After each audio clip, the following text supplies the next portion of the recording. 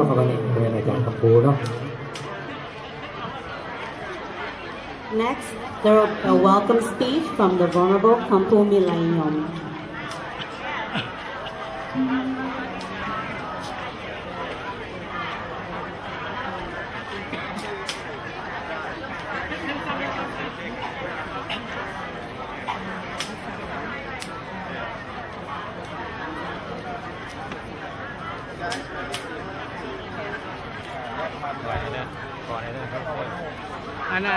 นมัตุรัตนานุภาเวนะขอนอบน้อมพระศรีรัตนตรัยหมายมีคุณพระพุทธคุณพระธรรมและคุณพระสงฆ์ขอถวายความเคารพมายังพระเดชพระคุณพ่อทาน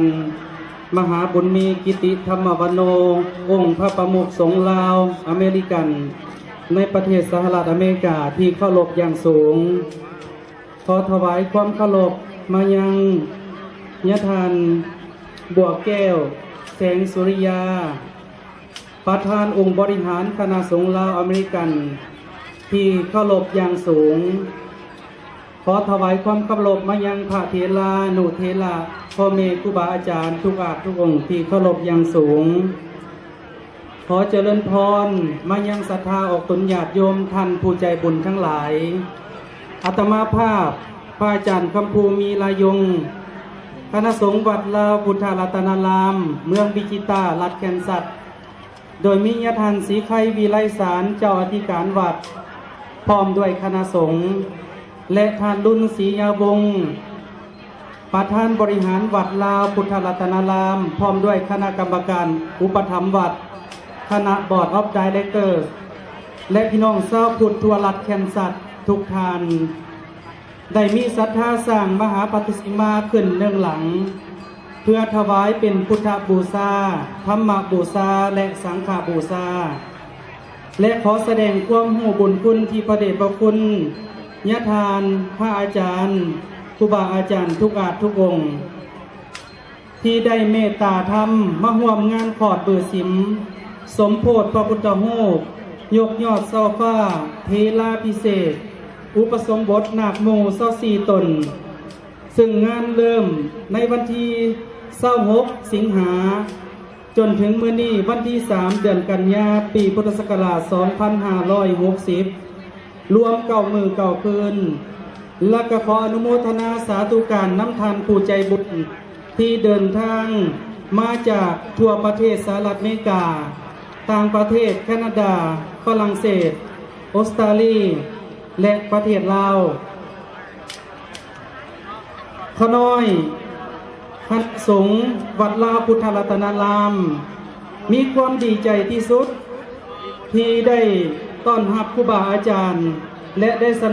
นับสนุนเวียกงานขององค์การคณะสงฆ์ลาวอเมริกันในประเทศสหรัฐอเมริกาที่ได้มีการ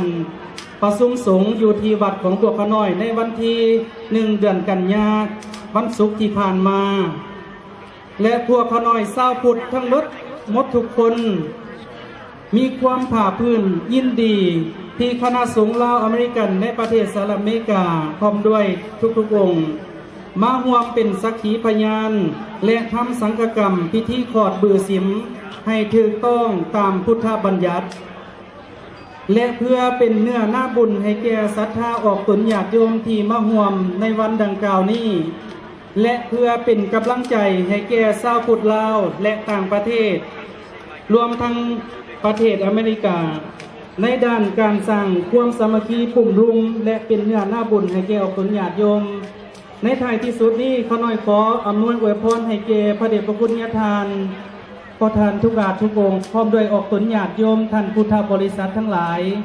จงมีสุขภาพร่างกายแข็งแรงปราศจากโรคภัยไข้เจ็บต่างๆขอให้บุญจงรักษาออกตนญาติโยมทุกท่านทุกคนน้อมถวายความเคารพอย่างสูงขอเจริญพร Your Holiness Your Excellency Respect Member of Sangha and friends in Dhamma Ladies and gentlemen I am Venerable Kampu Milayom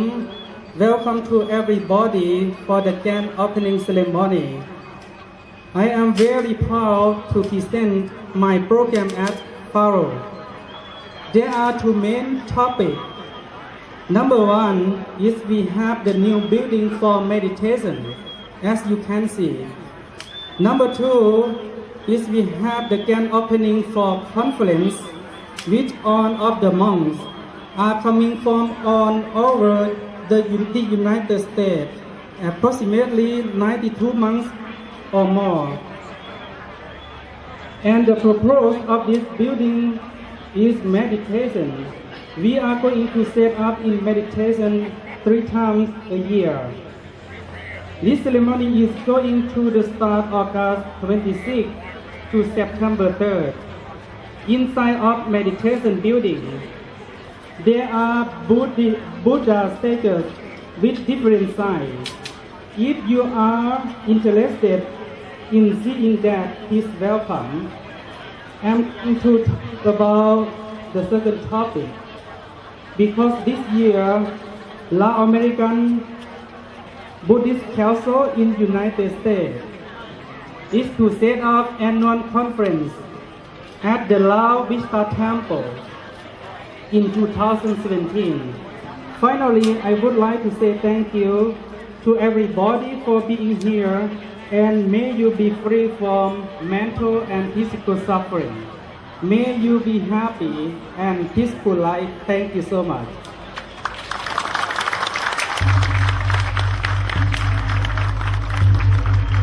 ก็ขอบใจในพันอาจารย์คำพูเนาะที่ได้ขึ้นมากล่าวตอนรับ